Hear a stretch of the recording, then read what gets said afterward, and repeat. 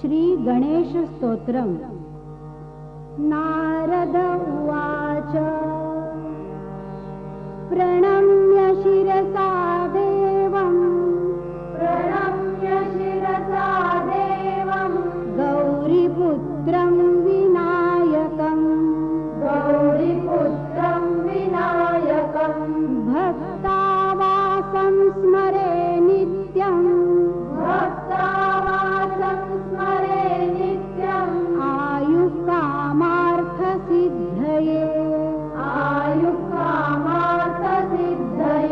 प्रथमं वक्रतुण्डं च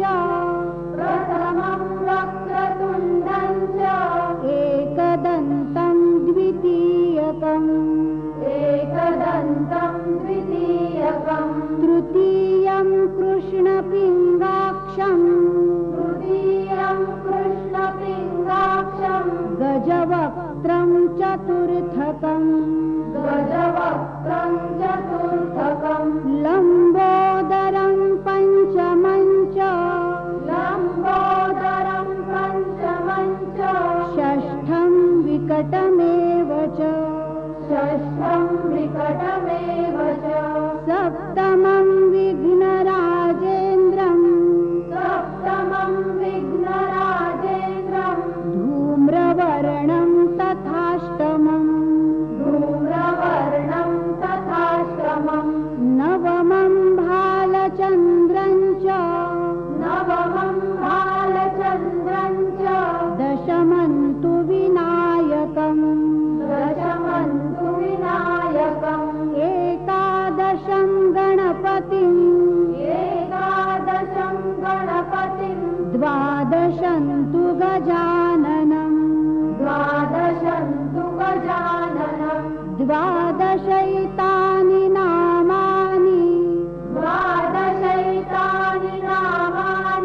त्रिसन्ध्यं यः पठेन्नरः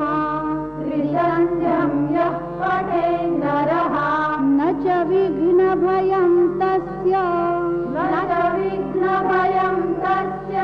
सर्वसिद्धिकरं प्रभो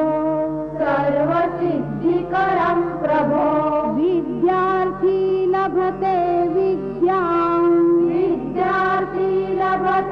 विद्यां धनार्थी लभते धनं पुत्रार्थी लभते पुत्रान् मोक्षार्थी लभते गतिं जपेद् गणपति स्तोत्रम् षड्भिर्मासै फलं लभेत् संवत्सरेण सिद्धिं च लभते नात्र संशयः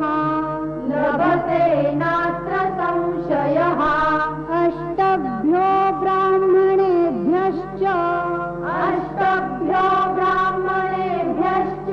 लिखित्वा यः समर्पयेत्